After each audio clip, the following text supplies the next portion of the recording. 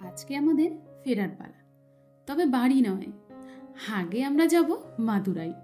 তাই চলে এসেছি রামেশ্বরম বাস স্ট্যান্ডে। রামেশ্বরম থেকে বাস ধরে যাব মাদুরাই। আগের ভিডিওতে বলেছি এখানে বাসের সুবিধা খুবই ভালো।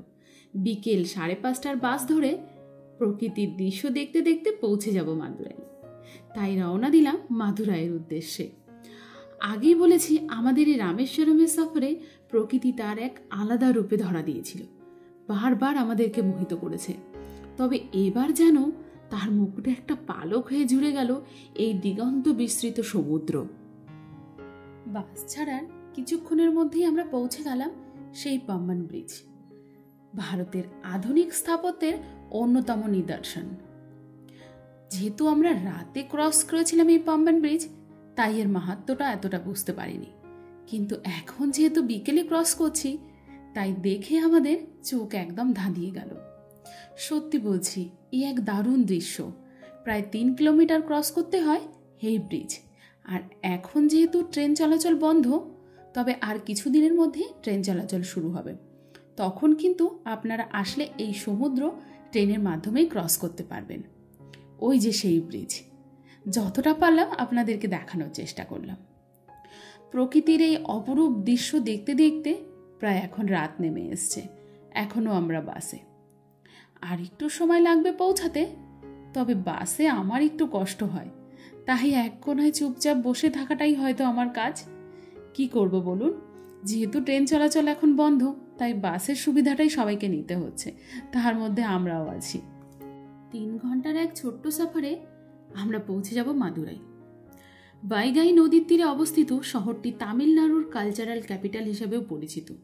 148 বর্গ কিলোমিটারের এই শহরটিতে মোট জনসংখ্যা 14,70,755 জন। মীনাক্ষী মন্দিরকে কেন্দ্র করেই এই শহর একসময় গড়ে উঠেছিল। তাহলে চলুন সবার প্রথমে যাওয়া যাক এই মীনাক্ষী মাতা মন্দিরের দর্শনে। প্রতিটি দক্ষিণ ভারতের মন্দিরে 4টি করে দরজা বা গোপুরাম থাকে। এবার আমরা মাদুরাইয়ের হোটেল নিয়েছি মীনাক্ষী মাতা মন্দিরের পশ্চিম গেটের সামনে। মন্দির দর্শনের আগে চলুন আপনাদেরকে বলে দিই এই মন্দিরের মাহাত্ম্য। লোককথা অনুসারে মাদুরাইয়ের রাজা মলয়ধ্বজ পান্ডিয়া এবং তার স্ত্রী কাঞ্চনমালা পুত্রলাভের আশায় একটি যজ্ঞ করেন। তবে যজ্ঞের ফলস্বরূপ তিনি পুত্রলাভ না করে একটি কন্যা লাভ করেন, এবং এই কন্যা ছিল 3 স্তন সম্পূর্ণ। সেই সময় মহাদেব প্রকট হয়ে রাজাকে আদেশ দেন এই কন্যাকে যেন তিনি নিজের পুত্রের মতো বড় করে তোলেন, এবং তিনি এও জানান এই কন্যা যখন বড় হয়ে নিজের জীবন সঙ্গিনীকে খুঁজে পাবেন, তখন নিজে নিজেই তার একটি অতিরিক্ত স্তন খসে পড়বে শরীর থেকে। মহাদেবের আদেশ মতো রাজা তার কন্যাকে বড় করে তোলেন। পরবর্তীকালে রাজকুমারী মহাদেবের সঙ্গে সাক্ষাৎ হলেন, তিনি মহাদেবের প্রেমে পড়ে যান। সাথে সাথে তার অতিরিক্ত একটি স্তনও খসে পড়ে, এবং তিনি তার মীনাক্ষী মাতার রূপে প্রকাশ ঘটান। আর মীনাক্ষী দেবী মহাদেবকে তখন বিয়ের প্রস্তাব দেন। মহাদেব সেই প্রস্তাবে রাজি হন এবং মীনাক্ষী দেবীকে বলেন মাদুরাই ফিরে যেতে। মাদুরাই ফিরে যাওয়ার 7 দিনের মধ্যেই মহাদেব সেখানে সুন্দরেশ্বর রূপে আবির্ভূত হন, এবং শ্রী বিষ্ণুর উপস্থিতিতে তাদের বিবাহ সম্পন্ন হয়। পৌরাণিক নথিপত্রে মীনাক্ষী মন্দিরের অস্তিত্ব পাওয়া যায় সেই 6ষ্ঠ শতক থেকেই, এবং বোঝা যায় কতটা প্রাচীন এই মন্দির। তবে 13 শতকে মুঘল সাম্রাজ্যের দ্বারা আক্রান্ত হয় এই মন্দির।